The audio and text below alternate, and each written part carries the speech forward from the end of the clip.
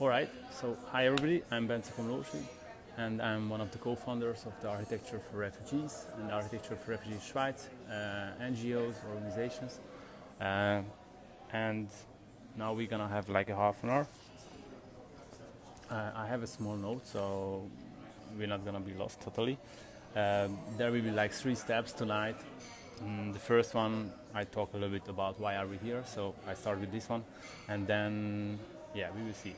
So I don't know how many of you are here just like a normal, total normal architect, and how many are you are like non-architects at all, and how many are you like trying to do something like less mainstream architecture, dealing with a little bit more like social issues and I don't know what, but you just don't know how to do it. I'm also one of those persons who like studied let's say totally normal architecture.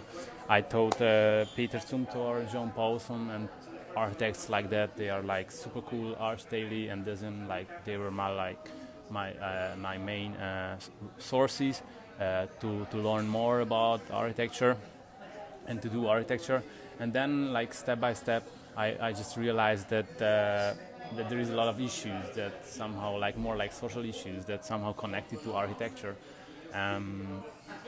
like homelessness or poorness, families without enough money to have an affordable housing for themselves. Or I'm coming from Hungary, so for me Gypsy Roma communities on the really like segregated countryside villages where 90% of the population is Roma and only 10% is kind of, let's say, they say Hungarian, even though everybody's Hungarian in the village. So these issues always, so in the first part of my life, it's really interesting for me. So I just moved on with these mainstream characteristics of architecture. And then I realized that actually these things are really very interesting and important for me. So I learned, I tried to learn these kind of edges of architecture, and then I tried to understand what's going on. So I started to deal with collaborative housing, with bottom-up housing issues, with communities, with collaborative design. How can we design something with the users, with the residents, or with the citizens of a city? We are, since I'm never working alone, we are also trying to develop new strategies for this kind of new architecture, which can reach the 90% of the global society. I would say there are books. I just brought a few books, and maybe we can check like I don't know like this one, like Design Like You Give a Damn, which says that architecture, like quality spaces and quality environment, is available only like for the 10% or 1% of the global society, and 90% has nothing to do with architecture. So I'm asking, like, how is it possible that there is so many things to do, but architects are just dealing with this 10%? And so this was the kind of the big questions for me, and then I also started to like learn a lot more. Why I'm talking about these issues about myself? I think a lot of us are struggling how to do, what to do, but these problems, this kind of social like complex problems are so complex and so like difficult that we just say like, okay, it's too much, I cannot handle it, so we just keep going with the mainstream. So I started to learn a lot about like this kind of minority architecture, or I don't know how to call it. I bought a lot of books. New Architecture of Social Engagement, this one says. It was an exhibition in New York, and then they had a book out of it. And or even some things like this kind of super like academic, like Architecture Without Architects. What does it mean? How does it look like? For non-architects, I think it's also interesting to see these books. And then I also like started to collect like books and materials about situations, homelessness or gypsies or minority groups in France or in I don't know where, which were published mostly by non-architects because they are more sensible in a way, I would say. So they have more tools like they paint situations and they write short texts. So they introduce these stories about real life, and so these things happened to be very, very important for me. Or we could mention the Torre David, even though this book is super architectural, but the building itself and its community, it was a super bottom-up community. A lot of families, hundreds of families, came together and squatted this building, and they lived there at the end in a cooperative housing. So in a nutshell, this is about like what moves me or why I'm here, and what I think it's very, very important to talk about. Architecture is a human right, if it's true or not, if it's if it's really like valid, or we are just kind of lying. I think maybe it's like a mirror, right? It's fun. So, and then when we really started dealing with these issues, I think it was 2015 in Europe. It was I hope not only European people gonna watch this live Facebook live series, but in 2015 in Europe, the refugee influx really had an influence on our society's life.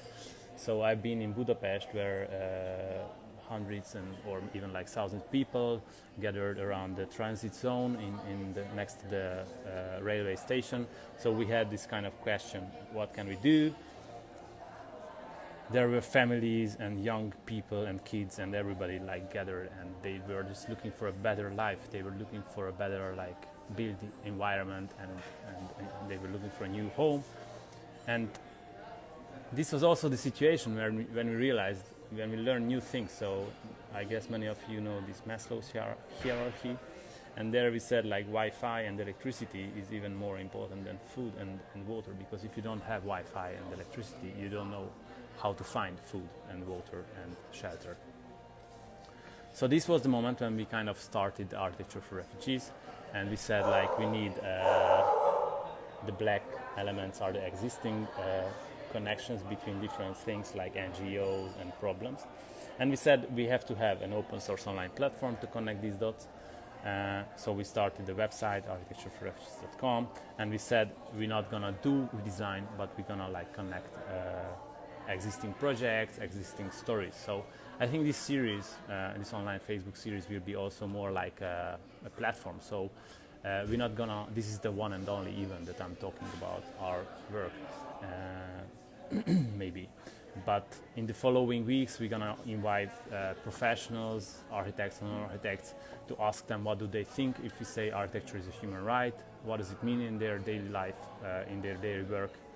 And this was also the moment, I would say, in the last 2 years when we developed like slogans like "You make the change" or manifestos like this one we developed with students from the Tirana Architecture Week, like Polish University, where we say from the culture of waiting to the culture of care and the culture of doing. What do you need? Like we developed the toolkit, because I think a lot of us are just like waiting and saying like, all right, I'm gonna do something, but maybe not today, but tomorrow, or right now I don't have the resources, or blah blah blah. So from the culture of waiting and like having excuses to the culture of doing and caring. During these last 2.5-3 years, we developed many projects, small-scale things, and we also had a call for supporters. And who was one of the first, if not the really first? I think it was the very first person who sent his face, his support. It was Cyril Hanape, and he's going to be the first, our first guest. I think somehow we are having a kind of soulmates. It's crazy, but it's true. So I don't know if you know Cyril. If you don't know Cyril Hanape, you have to check his work. He's a French architect, worked in Calais, in Dunkirk, and so on and so on. And I met him in Calais, in the jungle, in the refugee camp, and yeah, I mean, all these meetings are generating new stories and new projects, and this, the next slide, let's say, it's about emergency architecture and human rights. It's a Danish and Chile's NGO. This is Jorge Lobos, one of the co-founders or director of this one, and he says in this lecture in Zurich that architecture is a human right. So this was the kind of a moment when himself, our organization, Architecture for Refugees, in collaboration with the worldarchitects, which are Stans, we said like we have to start a movement on architecture is a human right. So there is this movement. I would say it's still not a movement. It's just a slide with like text, but our goal is to develop this with you, with all of you. So please don't hesitate to comment. Please don't hesitate to have questions. And please don't hesitate to bring your friends, bring your network into this work, into this discussion. We also have developed a page, a kind of website. It's already online, so you can check it. It's on the worldarchitects.com, and it's called Architecture is a Human Right. It looks right now like this, and there is a really, really important manifesto by the Emergency Architecture and Human Rights. And they, hi Michele, he's also one of the workers, or like one of the most important spot in the emergency architecture and human rights. He's also there now on in the comments. So I will link tonight probably this architecture is a human right on our Facebook page. There you can read the manifesto developed by them. The first draft or the first version of the architecture is a human right. What does it mean? What did it mean in the past? How is it going to look like? They based their manifesto on the Universal Declaration of Human Rights, which is like an 8 pages document if you print it out in this size. And it has 30 actually. It has 30 articles. What does it mean? What does human rights mean? What are the most important characteristics? What has to be achieved to have human right? And you can go through. I just really highlighted the very few things like freedom and equality. Rights and security. Then it writes many things. There are many very basic things. So if you have all your rights, then you wouldn't even imagine that there is someone who doesn't have it, or I don't know. Freedom of movement, freedom of changing your residency within your country. Right to seek asylum in another country, right to have a nationality, right to own property. I think it's also kind of strange or interesting. Access to public services. Everyone has the right to rest and leisure, including reasonable limitation of working hours and periodic holidays with pay. So leisure and pleasure. And then everyone has the right to the standard of living adequate for the health and well-being. It's very important for housing, for right to security, the right to education. So all these issues together, they are the declaration, and then the Emergency Architecture and Human Rights took this declaration and tried to understand its architectural aspects. So, what does it mean, freedom in architecture? What does it mean, equality in architecture?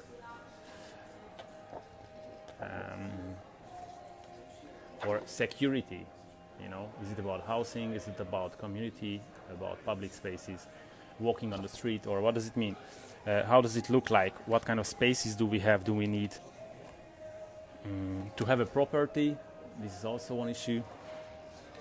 Then they say public services. I would say if you have public services, you need also public spaces or like infrastructure. So it's all immediately about a lot about architecture. Rest and leisure in architecture. What does it mean? How does it look like? What kind of spaces or programs does it contain? And there is also a bit about duties in this declaration. I think it's very important about duties. So we not only have rights, but we also have duties towards the society. And what are the duties of architecture and architects in this story? We should talk a lot more about these things. Standard of living, like quality, well-being, quality life, well-being. What does it mean? Health, housing, security. Then right to education, what kind of programs and what kind of spaces do we need, can we provide? And probably one of the last is the cultural life of the community. So I have to say that in the last 2 years, working with the Architecture for Refugees, we learned that shelter is not enough. We need much more. We are human beings, we are social beings. We need a community, we need relations, we need friends. And food and shelter is like a very, very basic thing, but it's absolutely not enough. Okay, so this was, let's say, the kind of the thing that we are looking for, and also on this website you will see that this first version of the manifesto is to have something, to put something on the table, and then to have it as a kind of basic to discuss. So now we are inviting everyone, architects and non-architects from all over the world to share their thoughts, their knowledge, and to discuss what does it mean architecture is a human right. I mean, it's even possible that it's not. Our belief it's showing that it is a right. There are discussions already, so we are not the first one who started to discuss it. There is this book, Architecture and Human Rights, also trying to discuss it. Very similar keywords than we had in this manifesto, and and also check this Universal Declaration of Human Rights. Very basic, but it's very important. And what else? Is there any question or no questions? This whole live video. In the next week we will have the first interview or discussion. They will be all uploaded to our YouTube channel. So, questions? No questions yet. But please don't forget, you make the change. So if you believe that it must be changed, then you also have to do something for this. And as I also said already in the beginning, I think a lot of people would like to do something, and they are we are having the feeling that we should do something, but right now we don't have the time, the energy. So I would say we all could do something. So we just have to find a way to do it, and we are offering right now this one possible way to develop this Architecture is Human Right manifesto or movement. So to make changes and to change the life of, let's say, hundreds, millions of thousands of people, so 90% of the global society.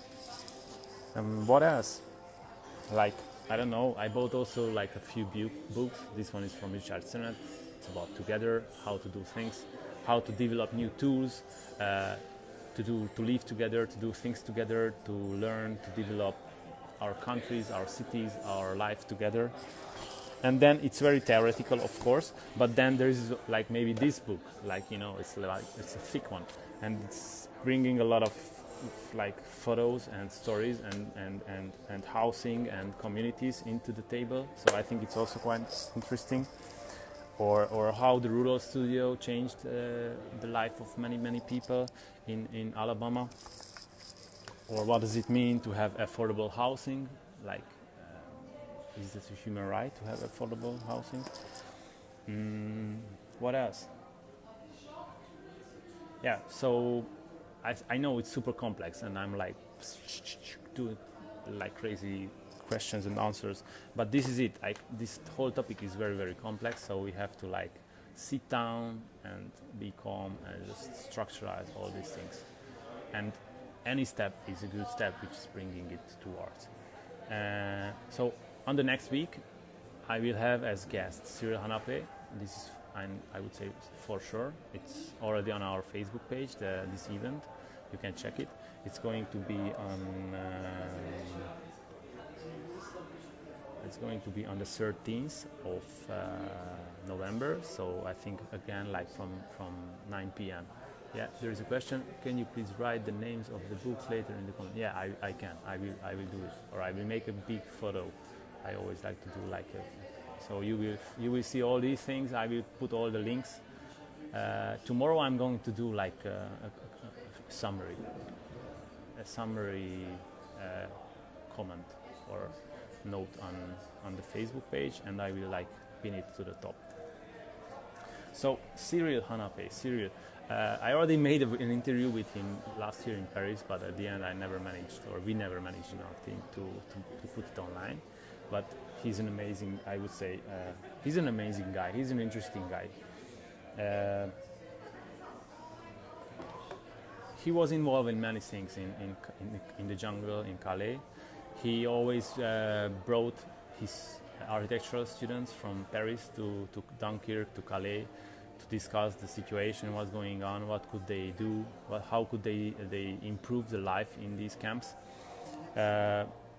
So I brought a few. This book I got from them. It's a lot of drawings.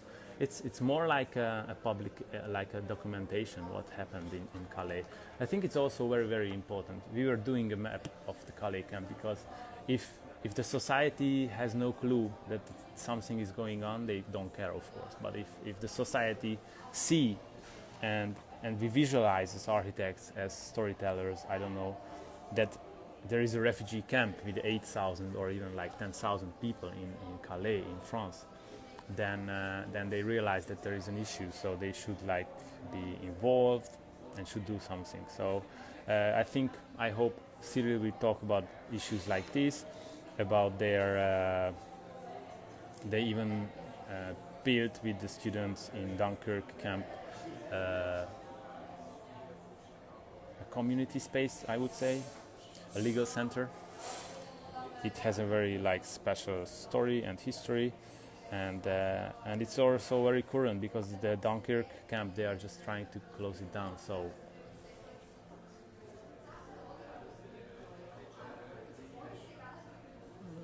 this question is about, I'm just checking the question. Cancel. Sorry, I'm gonna read it here, maybe it's easier. But there is a question from Oma Daban, and I want to kind of answer that. Since I could talk about serious work like as long as yeah. Or there is also this Calais mag. It was developed by the Peru, and they also kind of document it. So it's like a real magazine. So it looks like it's a real village. The jungle was a kind of a village with schools, with mosques, with many facilities, public facilities, streets. So they documented it to show that it's real. It's not only like some joke or some invisible thing, but it's real. It's there. Okay, so the question is, can you tell us that this project you have done part?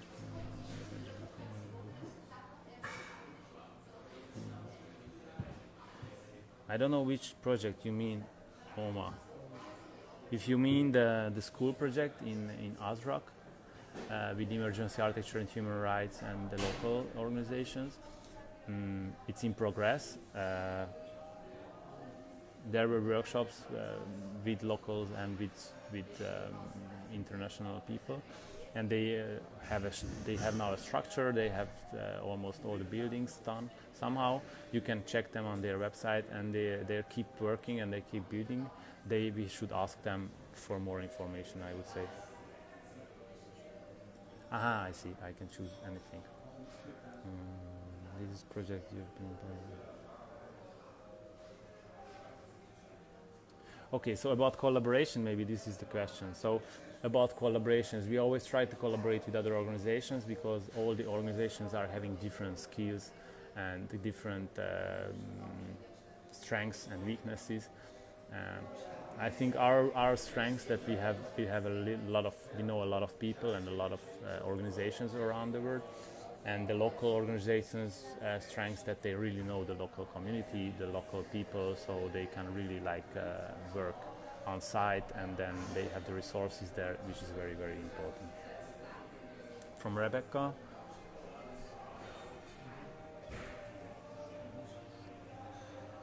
It's not just of physical structures, okay. I suppose the role of the architect is not just to offer physical structures or infrastructures, which do you think can be our complex role, cultural or mediation? Can you explain your experience in this matter? So, all right, about architecture, also role of architecture. I think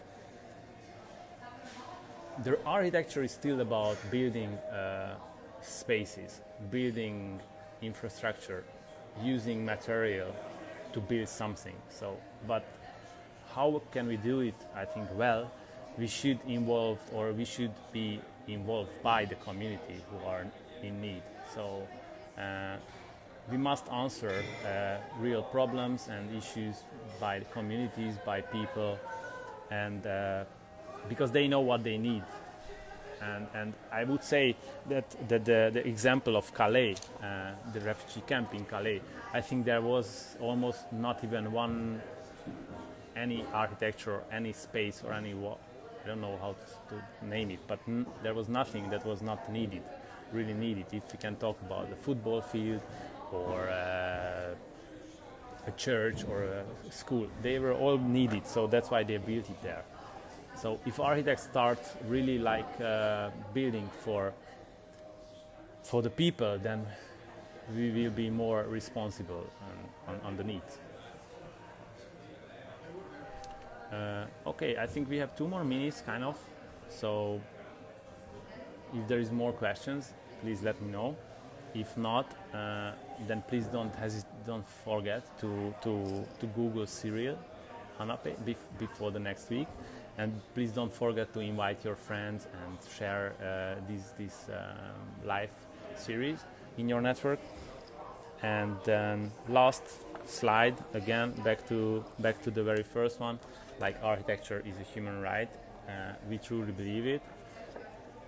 Please check this manifesto on the worldarchitects.com. I will link it tomorrow or tonight. And if you have any questions, please don't hesitate to send us. If you have some comments or really statements, you can also send us, so we can show it on the next week. And then, yeah, we will also upload this video on our YouTube channel. So tomorrow or even tonight, it will be available, so you can share it in your network. Thanks a lot, and see you on the next week at 9 p.m. Central European Time. Bye bye. Ciao ciao.